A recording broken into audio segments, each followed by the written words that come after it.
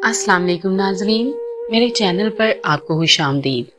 हमना ने दरवाजे के पीछे खड़े होकर सब सुन लिया जब निम्रा आंटी गुस्से से चीख रही थी कि इसी मुलाजिम से इस बदकिरदार का निकाह करवा कर निकालें यहाँ से शहरयार। और शहरयार खामोश खड़ा अपनी माँ की हर बात पर सर हिला रहा था, जिसे देखकर हमना के कदम डगमगा से गए, क्योंकि वो समझ नहीं पा रही थी कि इस पर अचानक ये इल्ज़ाम क्यों लगा कि वो ड्राइवर रेयान के साथ देखी गई, जबकि रेयान तो सिर्फ खराब गाड़ी की वजह से इसे बताने आया था। मगर निम्रा आंटी ने इस बात को पकड़कर तोहमत बना दी और शहरयार ने बगैर एक लम्हा सोचे हमना की बात सुने बगैर गुस्से में रेयान को घर से निकाल दिया। जबकि रेयान बेबसी से सिर्फ इतना कह सका कि मैडम, आप तो जानती हैं मैंने कुछ नहीं किया, मैं तो एक मुलाजिम हूँ और एक अपना फर्ज अदा कर रहा हूँ। और हमना का दिल इस एक जुमले पर टूट सा गया, क्योंकि वो जानती थी कि वो बेकसूर है। मगर इसके बोलने से पहले ही निम्रा आंटी ने इसे घेर कर कहा कि तुम दोनों के दरमियान कुछ था, वरना ये तुम्हें क्यों देखता था। और हमना भूल भी नहीं पाई कि शहरयार ने साथ लहजे में कह दिया कि वो कल सुबह इस घर से रुखसत हो जाएगी, उसके लिए इस घर में कोई जगह नहीं है, इसके निकाह का भी फैसला वही होगा। जिसके बाद हमना अंदर चली गई, आंखों में आंसू मगर दिल में एक अजीब सी हिम्मत, क्योंकि इसे लगा कि कोई इन सबको देख रहा था, कोई था जो इसके हक में खड़ा होगा। उसे शहरयार से बहुत सी उम्मीदें थी, क्योंकि वो उसे जानता था कि वैसी लड़की नहीं है, मगर आज वो कैसे ऐसे बोल रहा है। मगर इस वक्त पूरी दुनिया इसके खिलाफ लग रही थी और इसे अंदाजा नहीं था कि आज रात इसकी जिंदगी में ऐसा मोड़ आने वाला है जो सब कुछ बदल देगा।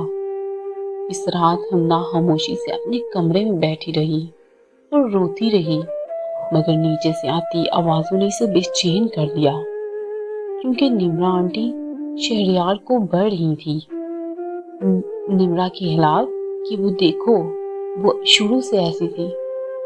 कह रही थी, देखा तुमने इस लड़की का असल चेहरा, अब कल ही इसे घर से निकाल देना।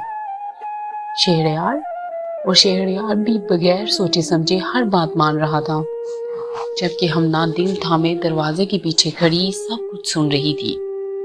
तभी अचानक बाहर के गेट पर जोर से दस्तक हुई और पूरा घर चौंक सा गया, क्योंकि रात का बहुत टाइम था। क्योंकि इतनी रात गई कौन आ सकता था, दोनों ने सोचा।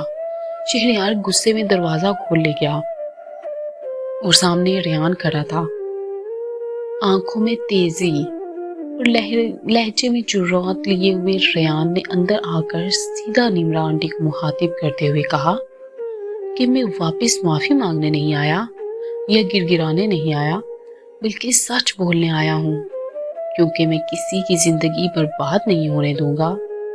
ये सुनते ही निम्रा आंटी की रंगत उड़ गई और शहरयार ने फौरन चीखते हुए कहा कि निकल जाओ यहाँ से, इस घर से तुम्हारा कोई ताल्लुक नहीं है।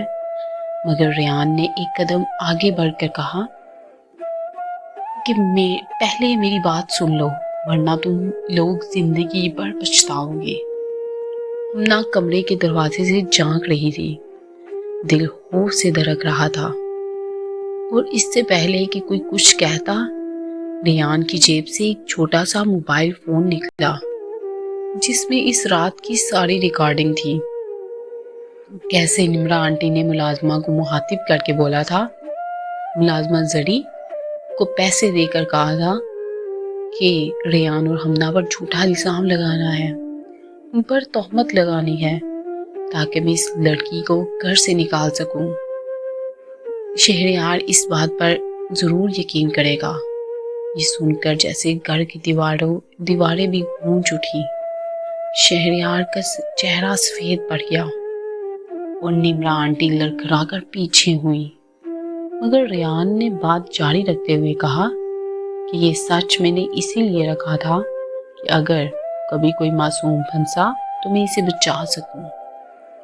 ہمنا کے قدم جیسے زمین میں جم گئے، آنکھوں سے آنسو بہنے لگے، کیونکہ آج پہلی بار کوئی اس کے لیے کھڑا ہوا تھا، جبکہ شہریار گہری شرمندگی میں ڈوب کر صرف ہمنا کا نام لے سکا۔ اگر اس کے ہونٹوں پر لفظ بھی نہ آئے، اور اس رات سب کے دلوں میں خوف، سچ اور بے بسی کی گہرائی نے ایک طوفان اٹھا دیا تھا۔ مگر کہانی ابھی ختم نہیں ہوئی تھی، ابھی تو کہانی میں کئی اور موڑ بھی آنے تھے۔ پورے گھر میں سناٹا چھا گیا، ہر کوئی چپ تھا۔ جب ریحان کی ریکارڈنگ ختم ہوئی اور سچ سب کے سامنے آ گیا، تو نمرا آنٹی پھر بھی نہ مانی۔ وہ ہار ماننے کو تیار نہیں تھی اور اونچی آواز میں بولی، میں نے ایسا کچھ نہیں کیا، یہ ان دونوں نے مل کر کیا ہے، یہ سب جھوٹ ہے، یہ سب انہوں نے مل کر کیا ہے۔ لیکن شہریار پہلی بار اپنی ماں کے سامنے مضبوطی سے کھڑا ہو گیا اور سخت لہجے میں کہا کہ امی، ریکارڈنگ میں آپ کی اپنی آواز ہے، کسی اور کی نہیں، اس لیے جھوٹ بولنا بند کریں، اب جھوٹ نہیں چلے گا۔ یہ سن کر نمرا آنٹی کے پاؤں جیسے جواب دے گئے اور وہ کرسی پر گر گئی، مگر ہمنا جو اب تک خاموش کھڑی تھی، سب دیکھ رہی تھی، آہستہ سے آگے بڑھی اور کہا کہ مجھے اس گھر سے نکالنے کے لیے آپ نے اتنی بڑی سازش کی آنٹی؟ میں اتنی بری نہیں تھی، میں نے آپ کا کیا بگاڑا تھا؟ بس مجھے آپ یہ بتا دیں۔ نمرا آنٹی کی آنکھیں چراتی رہی مگر جواب نہ دے سکی، کیونکہ اندر کہیں انہیں احساس ہونے لگا تھا کہ ان کے ہاتھوں ایک معصوم دل ٹوٹا ہے۔